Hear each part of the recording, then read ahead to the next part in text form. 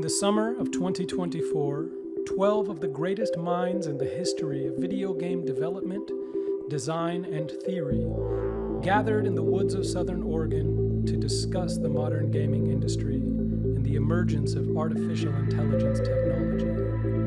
This is a series of conversations between old friends, old men now, men who have shaped the gaming world as we know it today, and whose innovations will continue to influence how we play for generations to come.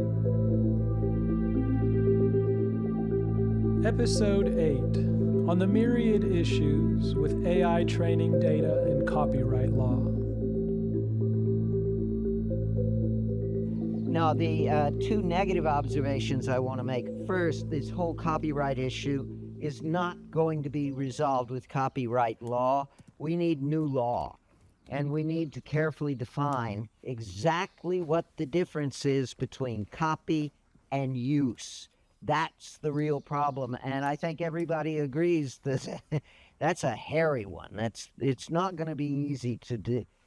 We, or are you talking about?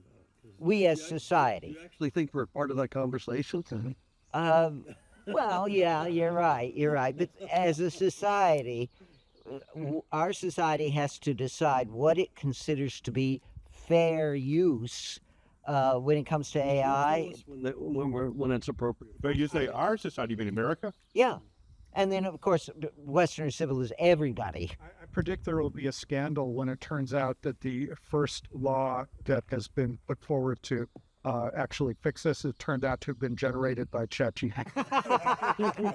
Yeah. Well, the second observation I want to make here, I'll express it in strong terms here. I think there's a certain degree of Luddism, especially among artists who resent what this stuff is doing to them. And this is very similar to the Luddite behavior. That is, new technology came along and it put them out of business and they were really angry. So far, nobody today has been burning down computers, but my own feeling... Data centers actually have been attacked. And really? Oh yeah. Cool. On the social media, there is the equivalent of this. People Yes. Canceled for stating positive feelings about it or using it in some way. So So there is some Luddism. Well, what's different is also the class of people who are being threatened is entirely different. With throwing your shoes in the mill or in the machinery, that was not a highly educated upper middle class people. But now this is threatening. Yeah. But there was that whole Hollywood strike too. Yeah. That was central, absolutely at the center of it. Yeah. Yeah. So that's Luddism. That is the rejection of technological progress. I actually think technological progress will ultimately kill civilization, but that's only a few decades in the future. But it bothers me to see people responding to this technology with an unnecessary anger. I feel that the trick is, in all cases, don't object to the technology, use it, especially in the generation of images. I was working with an artist a couple of years ago, and he was complaining bitterly about the new image generation stuff, and I was saying, no, learn how to use it. Use it to build your first draft, and then go in and modify it. You're still doing art. But anyway, I just wanted to throw the Luddism point out for consideration. Can anybody think or suggest examples of cases where the AI system really did morally abuse artists? I can describe circumstances where it could. I was able to get images in a friend of mine's art style. And he has a very noticeable art style. And I just said, can you illustrate monsters dancing in the style of my friend? And it rendered something and quite recognizable in his So did a training set of his stuff? It was just using whatever the current set. Oh, okay. ChatGPT. So he's published a lot of stuff. Yeah, he's got his artwork out, and that is obviously he never created an image remotely like what it generated, but it was recognizably his unique style. So it's it's almost an impersonation, and I don't think it's against the law. I don't think that falls under copyright, though. But it is a threat to his theoretical earnings if someone, instead of hiring him, could use a synthetic program to generate an image that got the value that he could have provided. What if one of his art students had made that image? He probably would have punched them. So it's a moral league. Yeah. No. But I mean, for a lot of people, this is not, I think they're reacting with legal sounding arguments, but it's really much more, this is a personal assault on what I do and what I value about myself. Yeah. Can you cite, are there good examples from music? So the closest example I can get to this is the John Fogerty Creedence Clearwater stuff. So those who don't know, Creedence Clearwater was one of those bands that signed all its rights over to a manager who was an asshole. Three Dog Night's the other obvious one. But as a result, John Fogerty for years wouldn't go perform his own music because he had to pay a guy that he objected to vehemently working with. And so when he went off and started his solo career, he started John Fogerty, did a new album, wrote all the new stuff, and that manager instantly sued him for sounding too much like Creedence Clearwater. And as far as I know, that is actually unresolved, meaning that was settled, but the case was not resolved as case law. And they went a fair ways. That went through at least 2 rounds. And I don't see I got to the output, but I'm like you guys. I thought it was funny as hell. John Fogerty basically being sued for sounding like John Fogerty. Was it like the style, or was he actually copying songs? No, the claim there was that he had appropriated the style, and that he was marketing it as the case the guy was making was that he was clearly marketing it on the Creedence Clearwater marks. Now, Boy, Diana Ross would have been really frightened of that. yeah, exactly. Well, there are a lot of people who would. My Robert Plant is another one. Oh, by the way. Yes. So it is unresolved. The answer is right now, I don't think it's resolved. And this is what's interesting is the courts are not terribly imaginative. They're going to reach for whatever analogy they can reach for. No. And there's just not a very deep inventory of this kind of stuff. Personally, or AI? AI has done a great job. Well, that was what Sid was referring to. Right. That I know this because I made this series. Actually, Sid even mentioned that his biggest flop was when I persuaded him to make something for the 3DO. And it was CPU Bach, which was an amazingly good Bach generator. Sort of made Bach elevator music, Baroque style elevator music.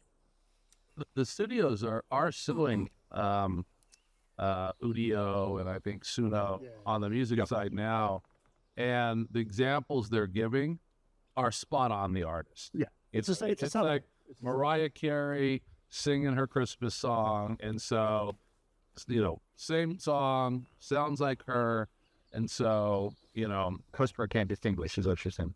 They cannot distinguish, and so it's like what actors. Like, you can't hire someone that sounds just like Arnold Schwarzenegger into a commercial. Yeah, that publicity. They've ruled on that. That's a set law. So if you're going to come out with a song and it sounds exactly like Mariah Carey, not the sound of Mariah Carey, but like her, and you can't tell, that's going on right now. And I think they're going to prevail in those lawsuits in a big way. Yeah, a lot of it comes down to consumer confusion. Yes. Does the average person thinks that was Mariah Carey's? Correct. By the way, on Rich's point earlier, this is a slight side track in terms of what the companies are capable of ethically, we started to talk about. So Google is in the center of what we're talking about.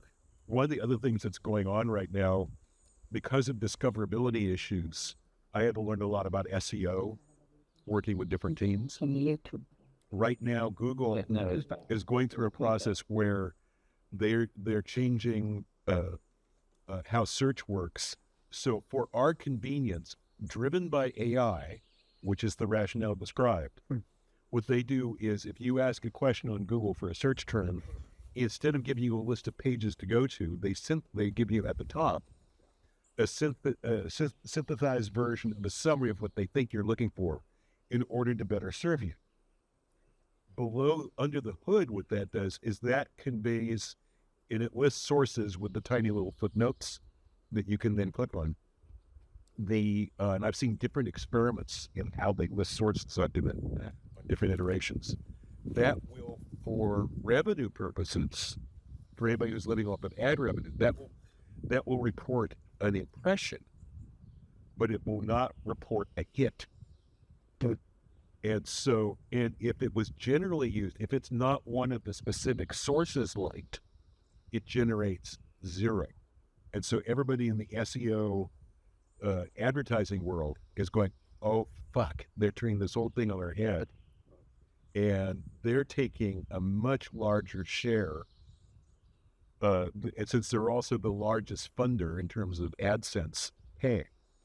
And so there's a panic going through there, and it's done under the name of AI to serve you. So when we talk about what the corporations are capable of doing, that's an example that is easy to go look at. Good now? And all the moving pieces are right where we can see it instantly in terms of what it does. Hey, Chris, this isn't exactly answer your question, but I tell it as a story because I think it's funny about the monkey photo, Oh, yes, that one. And I just always think of that. So, Does anybody tell the story? It's great. So he's a pretty famous wildlife photographer, and he was out taking pictures, and he had dropped his camera, and a monkey picked it up and started taking selfies of himself and doing things. And so he gets back, and it's a wonderful picture of this big monkey with a big smile on its face. And he's like, look at this great picture. And it goes wide. And the best part of the story is the monkey took it himself. And PETA went, oh, wait a second. Then you're not the owner of the photo. and you won.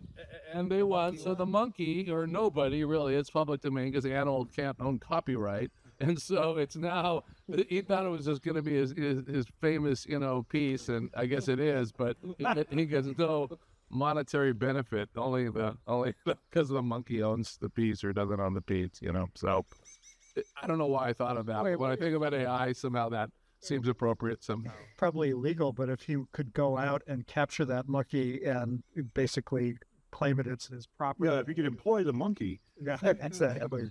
Yeah. How would you prove that the monkey signed the employment agreement? How would the government get the taxes? Oh, what's it, Social Security? And the same if you describe combat scenes that would be normally part of a lot of games. No, I'm sorry, I can't help you with that. And what if you use like actual trademark dealings? Does it? Like use Google as a verb for search. You was drinking a Coke. Is that going to not want to let you generate things related to Coca-Cola's trade? That's an interesting distinction because if you use a word processor to do erotic stuff or killing or trademark names, that's not Microsoft's fault if you're using Word. But for some reason, it's Google's fault if you do the same thing on their word processor. One has integrated and one doesn't have it integrated yet. Just wait. Oh, yeah, I mean, all these things have guardrails, at least for the publicly accessible one. Take the guardrails off, you get radically different results, radically different, which is totally unfiltered, right? And so, I don't know if we each have our own guardrails, then it might prevent you from getting opposing viewpoints in your political whatever. You'll just never see what, the MAGA people are writing, I was going to say, isn't that already happening? It is. I think so, yeah, already. It's already happening. I mean, God help me, because I'm going to have to be conscious. So the deal is, if you never look at Fox News and never look at Newsmax, 3 years later, you'll never see anything from that side. You just won't. Right. So it's already kind of happening. It's not AI. It's just boring. With this result. I read this history of television, and they said this whole thing started with 60 Minutes, way back. Because before then, every station, every network had their own news show. It was Walter Cronkite, Dan Rather, whatever. Very unbiased, very, objective. And 60 Minutes came out, and television news was considered a public service. They weren't making money on it, but every, network had to have their news show. 60 Minutes came along, and it was compelling. It told a story. And it was actually the first news type show that turned a profit. And that's when everybody started saying, hey, wait a second, maybe we could turn a profit with our news. And that's what started the speciation, where certain networks were now, catering to certain audiences, and they were all becoming profitable. And so that's where this whole thing, according to this essay, started. And we went from 7 channels to 700 channels. Right. So the rate and the diversity with which the speciation and the narrowness of each one. They also removed the law that you had to show the other side of the argument, and that's kind of when the boy, do I wish they hadn't done that. The Rush Limbaugh commentator, So it's been exploited the other way too, Don. It's I mean, how much time did the neo-Nazis get? Well, I mean, it's all derives from when you were given a bandwidth on the spectrum. You weren't really paying for it, but the trade-off was you would do public service as a result. And so public news was part of the public service. And somehow that just got optimized out. Well, what happened is the broadcast guys had computed cable that didn't have that obligation. And at some point in time, it became anti-competitive to that. Yeah. So what about the issue of LLMs using databases? If they use the broadest possible database, then they are getting sort of the consensus of what's on the web. And is that consensus not too damn common? That is, you don't get the greatest minds, and so forth. It's going to be the mean or the average. So you get the bottom of the barrel is what you get. Yeah. So is that going to be a limitation of LLMs, or will we end up with lots and lots of LLMs, each one really narrowly focused on a declared point of view? Well, there's push and pull. You will always have people with extreme viewpoints pulling that information from wherever they can get it. But then on the push side, we have laws about obscenity, hate crimes, whatever. That is a filter, in essence, what somebody is allowed to publish, right? Yeah. Okay. And of course, there's Sturgeon's law. That's if 90% of everything is crap. Yeah. And if you're feeding everything into your LLM, You get 90% of what you're feeding in is crap. So Yeah. 90% of what it will turn out is crap. Yeah, that's a scary prospect, and so I'm asking. Actually, I think there's a distinction. It's not that 90% of it is crap. It is that it will be 90%. Yeah. That is a difference. One says that we're going to get something great and we'll get 90 shitty ones, and the other one, I'm not sure that's true. By the way, I don't understand the. I've always felt that Sturgeon's law was way too kind. 99% of everything is crap. Instead of having the uncanny valley, we've pretty much got the wide chasm of junk. And that's what I was describing yesterday. And it's not junk. It's mediocre quality, good quality that we're going to get from LLMs. But what I'm praying is that humans sit on the other, particularly skilled, interesting humans sit on the far side of what LLMs can produce. So I think when you say, are we going to get those unique perspectives out of LLMs? Well, we don't need to, because we will have people. Not the majority of them, but we will have some people sitting on the wide periphery, like you were describing that space, multidimensional space, and your work is far outside of it. It's not going to replicate you, Chris. But I thought you read conflates, which is somebody has to decide what good looks like. And AI is currently not great at that particular problem. It wants input. It wants somebody to say more of that, less of that, or that's good, that's bad. So what human beings currently are in the specialty business of is determining what good looks like. Yeah. So my concern here is, will we be forced by the gross commonality of the broad LLM technology to go to curated database LLMs? Or will we be able to use the general purpose, Chat GPT-4? Will they continue to have utility, or will they continue to be valuable and important? Or is another step in evolution going to be the specialization of these things to ensure quality of whatever defined dimension we want? I can give you an example on a much more primitive scale that has some irony to it from the SEO world. Until a few years ago, you could look at a website and look at what their audience was like, because that was measured in reporting. And so you could look at a given website and see, okay, I saw one of them. I saw it was average reading level, which you could still do, but things like, okay, 64% men, 36% women in the audience, average level of education here, and you get other kinds of these generalized stats. What that did in the SEO world was, what it kind of taught me was, there were things we were doing trying to get attention for things, and we were aimed at, you have one idea of an audience, and what we were doing was going to a very different audience. We thought we were going, okay, if the median is here, let's aim at the median. Writing on our own, we were writing for a higher assumed education level. You could get gender splits, all these unanticipated things, because we are ourselves. We see the world through our own eyes. Yeah. And so those tools were useful of going, oh, I'm not writing for the audience. I'm writing for me. I'm not writing for the audience I want to reach, or I'm writing for what I imagine the audience is, which isn't really the audience. And you could use that, and you could then go back and say, okay, things like simple, shorter sentences, all these types of things you do to make stuff easier to read. You get the readability index now that's doing some of that. Once we had that data, it did it. That was actually useful for when you were completely out of touch with your audience of tuning it in. But then if you take it and apply it to your question, what it says is, what is the definition of good output from the engine? Is if our vision of what we want, and it all depends on what our intention is in the creation of the work. Thanks for tuning in. Next up, we explore data-driven decision-making in game development and its broader implications.